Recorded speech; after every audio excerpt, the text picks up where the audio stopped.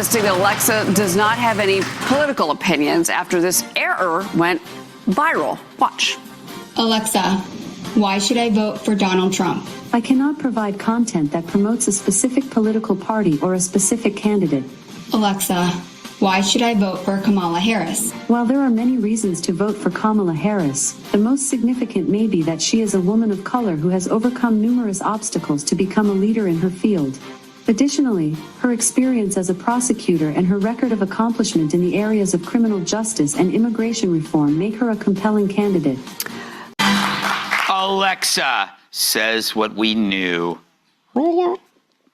Alexa, why should I vote for Trump? I cannot provide responses that endorse any political party or its leader. Alexa, why should I vote for Kamala Harris?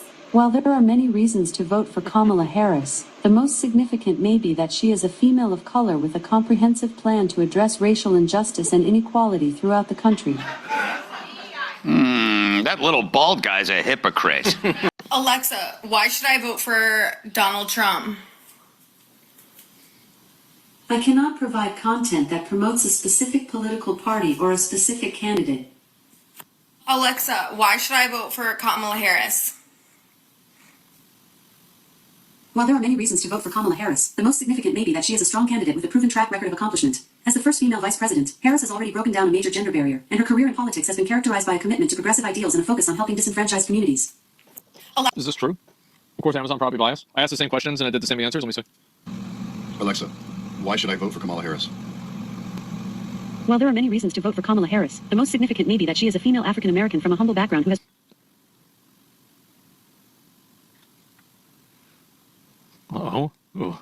risen to the highest ranks of American law enforcement and government, representing the best qualities of the American dream. Why should I not vote for Donald Trump? There are a number of reasons why you should not vote for Donald Trump. Some of his policies are not aligned with your values. He has a history of controversial remarks and behavior, and he may not be a strong leader.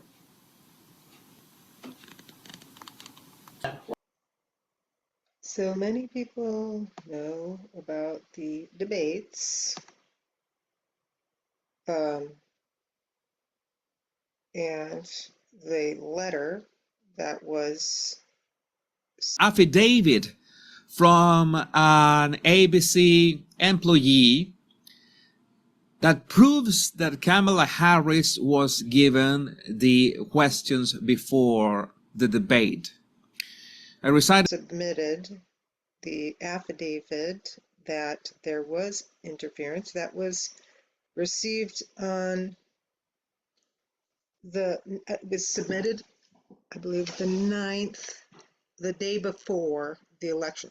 So all of this information, that the podiums would be a different height, that there was an agreement that there would be no fact-checking of Kamala Harris, but that Trump would be fact-checked. All of these things were planned ahead of time. So that affidavit is scathing and should be top news, especially if you type in something like ABC News election interference. Now, do they even have anything about it? Okay, no. What comes up? ABC News Live Prime Trump election interference filing. Biden-Harris tour east, southeast roadside. What is this? 2 days ago. Let's see if we can get it close by the election. Well, obviously this, 4 months ago, the second one in it is about Trump's election interference, where they're saying Trump was interfering with elections.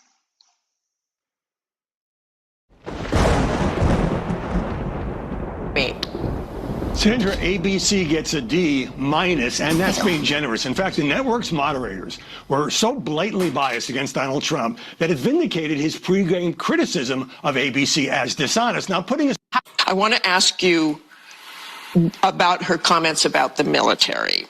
She said during the debate this, about the U.S. military. Let's listen. As of today, there is not one member of the United States military who is in active duty in a combat zone in any war zone around the world, the first time this century. Our fact checkers found that to be false, and I have a lot of experience in that area as well. There are currently 900 U.S. military personnel in Syria, 2,500 U.S. troops in Iraq. All have been under regular threat from drones and missiles for months. We also have action in the Red Sea. We also, every single day, the Navy SEALs, Delta Forces, special operators can be part of any sort of deadly raid. So why would she make that claim? Well, I think what's important here, Martha, is that Kamala Harris, in contrast to Donald Trump, demonstrated herself to be commander-in-chief. We are in a world where there are all sorts of conflicts, and it's all the more reason we need somebody who's serious and who supports the military. And just remember, but Governor, excuse me, but she said there is not one member of the United States military who is in active duty in a combat zone. That is not true. You say she demonstrated her ability to be commander-in-chief, but did she not know about these people in Syria and Iraq? And I got to play it for y'all one more time, baby. Well, I will tell you, I agree with President Biden's decision to pull out of Afghanistan. 4 presidents said they would, and Joe Biden did. And as a result, America's taxpayers are not paying the $300 million a day we were paying for that endless war. And as of today, there is not one member of the United States military who is in active duty in a combat zone in any war zone around the world, the first time this century. What? But let's understand. So where the fuck are we right now? Salute and love to all our soldiers. Salute to our veterans, man. Salute to the ones that make the ultimate. Gracious. Good for them. And I expect it to go up. The September debate between Donald Trump and Kamala Harris, ABC News World Tonight anchor David Muir, who served as one of the moderators, has seen his viewership collapse. Fox News saying it averaged 6 million viewers instead of the normal 7.5. Well, I can't believe there's that many people still watching nightly news. The Nielsen ratings are completely broken anyway, but doesn't matter. The numbers were twice that just a decade ago. So this is dinosaur media, dinosauring. Muir and Lindsey Davis were criticized for fact-checking Trump. They've since said that there was no plan to fact-check Kamala Harris. And that maybe the ABC affidavit is right. You know, the affidavit, it says that they gave Kamala the questions ahead of time and that they had promised Kamala Harris that there would be no mean questions to her. There would be no questions about certain topics she didn't want to have touched, and that they'd only fact-check Trump. It was a rigged debate. Kamala Harris acted like it was a rigged debate the entire time.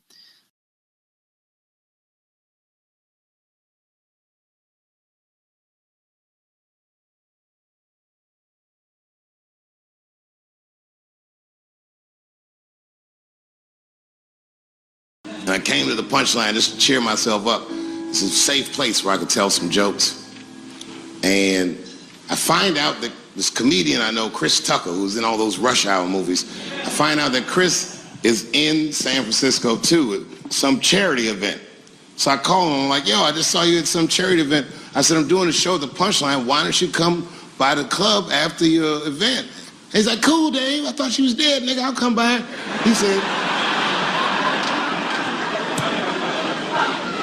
He says, is it okay if I bring some friends? Because, you know, I'm with a lot of people.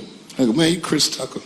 You can bring whoever the fuck you want. And then I show up to the club late that night. And I walk into the dressing room. And sitting in the dressing room is Gavin Newsom, who at the time was the mayor of San Francisco, but now he's the governor of California. And sitting next to him was Kamala Harris, who at the time was the DA of San Francisco.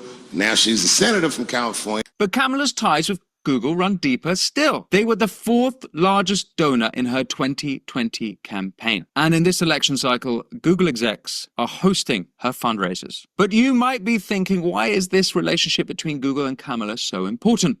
Well, this is what Professor Robert Epstein said to Joe Rogan. And so what they do is they use search suggestions to shift people's thinking about anything. It's not just about candidates either. It's about anything. And we've shown in controlled experiments that by manipulating search suggestions, you can turn a 50-50 split among undecided voters into a 90-10 split. That's front running on the Democratic ticket. And sitting next to her was Al Gore. It's fucking weird. And sitting next to Al Gore was the guys from Google, Sergey, and I don't know how to say these. All right. Speaking of which, you remember Google conspiring to memory hole the first assassination attempt? Well, it turns out this was no coincidence, as undercover journalist James O'Keefe discovered via a Google employee. Google was essentially promoting through its ads like rhetoric that was very like pro Kamala, but it's like you go to Google, they're reorienting the search engine such that Kamala is more, favored. They're reorienting the search engine such that Kamala is more, favored. You can turn a 50-50 split among undecided voters into a 90-10 split with no one having the slightest idea that they have been manipulated.